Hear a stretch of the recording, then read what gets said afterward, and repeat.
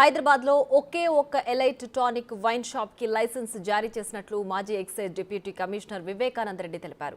అప్పటి ప్రభుత్వం ప్రత్యేక జీవో ఇవ్వడం వల్లే రాయితీలతో కూడిన లైసెన్స్ జారీ చేసినట్లు తెలిపారు. దీనంతటికీ గత ప్రభుత్వ జీవోనే కారణమంటున్న మాజీ ఎక్సైజ్ డిప్యూటీ కమిషనర్ వివేకానంద రెడ్డితో మా ప్రతినిధి Suresh face to face. Elite tonic wine shop సంబంధించి నిర్వాహకులు పెద్ద మొత్తంలో వ్యాట్ ఎగ్గొట్టినట్టు ఆరోపణలు రావడంతో వరుసగా ఎక్సైజ్ ఎన్ఫోర్స్మెంట్ అధికారులతో పాటు జీఎస్టీ అధికారులు కూడా సోదాలు నిర్వహిస్తున్నారు. గతంలో పనిచేసి రిటైర్డ్ అయినటువంటి excise deputy commissioner Vivekananda Reddy గారు ఉన్నారు. ఒకసారి ఈ వైన్ షాప్లకు సంబంధించి లైసెన్స్లు ఎలా ఇష్యూ చేస్తారో, అసలు లైసెన్స్కి సంబంధించిన మొత్తం ప్రాసెస్ ఏ విధంగా ఉంటుందో వారిని అడిగి తెలుసుకుందాం. సార్ నమస్తే. సార్, ఇది ఎలైట్ వైన్ షాప్ చూస్తున్నారు మీరు. టానిక్కి సంబంధించి వ్యాట్ ఎగ్గొట్టారు. ప్రభుత్వానికి రావాల్సిన పెద్ద మొత్తంలో కూడా ఏదైతే ట్యాక్స్ రూపంలో రావాల్సిన అమౌంట్ని అంతా కూడా కట్టకుండా ఎగ్గొట్టారనే ఆరోపణలు ఉన్నాయి. అసలు ఎలైట్ వైన్స్కి నార్మల్ వైన్స్కి తేడా ఏంటి సార్? అసలు ఇప్పుడు మామూలు వైన్ షాప్స్ని A4 షాప్స్ అంటారు. వీటిని ఏంటంటే ఒక జిల్లాలో ఇన్ని షాప్స్ అని నోటిఫై చేస్తాం. మనం ఇన్ని షాప్స్ అని నోటిఫై చేసిన తర్వాత మనం డ్రా చేస్తాం. నోటిఫికేషన్ అంతా వేసి ఆ ప్రాసెస్ ప్రకారం డ్రా తీస్తాం. డ్రా తీసిన తర్వాత వచ్చిన వైన్ షాప్స్కు అలాట్ చేస్తాం. అలాట్ చేసినాక 6 బ్యాంక్ గ్యారంటీస్, 6 ఇన్స్టాల్మెంట్స్ ఉంటాయి మొత్తం టోటల్గా. అయితే 6 ఇప్పుడు ఈ మధ్యలో 8 ఇన్స్టాల్మెంట్స్ కూడా చేశారు. సో ఒక ఇన్స్టాల్మెంట్ కడతారు, ఒకటి బ్యాంక్ గ్యారంటీ ఇస్తారు.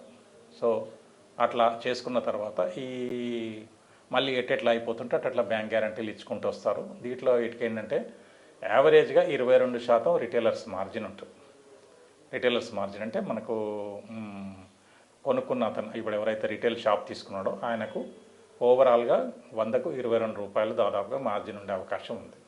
అయితే ఇది లైసెన్స్ ఫీజు ఎంతైతే ఉందో, సంవత్సరం లైసెన్స్ ఫీజు ఎంతైతే ఉందో ఆ లైసెన్స్ ఫీజుకు 6 ఇంతలు దాటిన తర్వాత ఈ 22%ది 8%కు తగ్గిపోతుంది. 14% మళ్ళీ government additional excise additional shop tax రూపంలో తీసుకుంటుంది.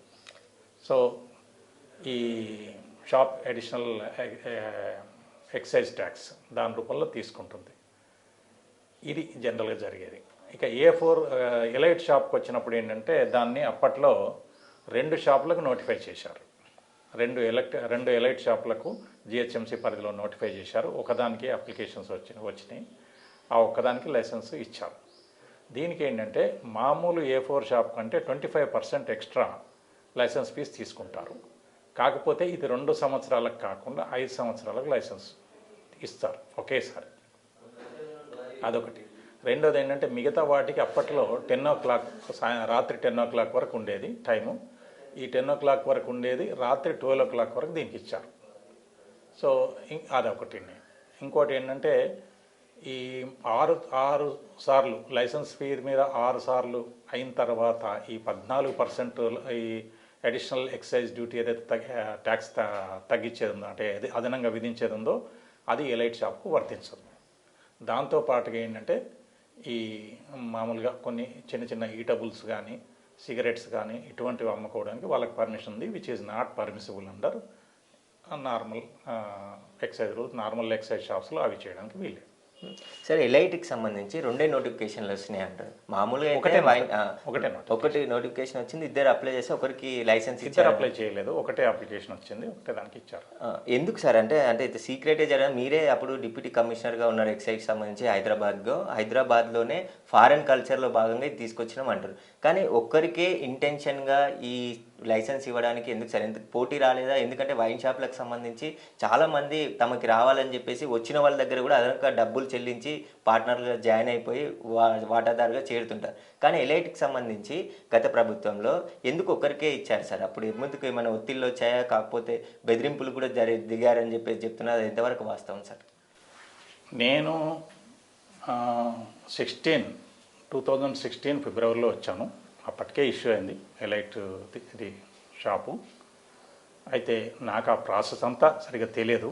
కాకపోతే 2 షాపులకు నోటిఫికేషన్ ఇష్యూ చేసినట్టు, ఒక షాప్కి అప్లికేషన్ వచ్చినట్టు, దానికి ఒక షాప్కి లైసెన్స్ ఇచ్చినట్టు అది రికార్డులో ఉంది. అంతవరకు మాత్రమే నేను చెప్పగలను. మనం ఆ జీవోని క్వశ్చన్ చేయడం అనేది బ్యూరోక్రాట్స్ పని కాదు, చేయకూడదు. సార్ ఇంకొకటి సార్, ఈ విషయంలో మీరు అప్పుడు డిప్యూటీ కమిషనర్ ఉన్న సమయంలోనే ఈ లైసెన్స్ ఇష్యూ చేసిన సమయంలో కొంతమంది ఈ షాప్ని కోర్టు చేయడానికి పోటీ పడ్డారు, కోర్టుకు కూడా వెళ్ళారు, కోర్టులో కేసు వేశారు. కానీ వాళ్ళపైన షాపులపైన రైడ్స్ చేసి వాళ్ళ షాపులను క్లోజ్ చేయించారు, తిరిగి మళ్ళీ కేసు విత్డ్రా చేసుకునే విధంగా కూడా చేసి బెదిరింపులకు పాల్పడ్డారు. అదేమన్నా మీ దృష్టిలో ఉందా సార్? లేదు, అటువంటిది అయితే నాకు ఎప్పుడు రాలేదు, నా దృష్టికి రాలేదు. నేను అటువంటివి ఎంకరేజ్ చేయను సార్. అప్పుడుకి ఇప్పటికి ఏమైనా తేడా ఉందా సార్? ఎక్సైజ్ సంబంధించి, శాఖకు సంబంధించి మీరు పనిచేసినప్పటికీ ఇప్పటికి ఏమైనా మార్పులు వచ్చాయా దాంట్లో? పెద్దగా చేంజెస్ ఏం రాలేదు. ఇంకా A4 షాప్స్ కాంపిటీషన్ పెరిగింది, అప్లికేషన్ ఫీజు రూపంలో ఇంకా ఎక్కువ లైసెన్స్ ఫీజు వచ్చింది, అంతవరకే. కాకపోతే ఏంటంటే ఒకప్పుడు 2 బ్యాంక్ గ్యారంటీలు తీసుకునే బదులు 1 బ్యాంక్ గ్యారంటీ తీసుకున్నాం. ఇది ఏంటంటే కొంచెం కాంపిటీషన్ ఎంకరేజ్ చేయడం కోసం మనం అప్పుడప్పుడు చేసే, అంతే తప్ప ఎప్పుడు కూడా లైసెన్స్ ఫీజు ఎగ్గొట్టడము అటువంటి ఎక్కడ జరగలేదు. ఎందుకంటే పాలసీ సక్సెస్ అయిందని చెప్పడానికి ప్రధానమైన కారణం ఏంటంటే మొత్తం ఎంటైర్ స్టేట్లో నాకు తెలిసి ఒక్క షాప్ కూడా లైసెన్స్ ఫీజు ఎగ్గొట్టలేదు. That is the highest success of excise policy and excise department. Okay, thank you sir.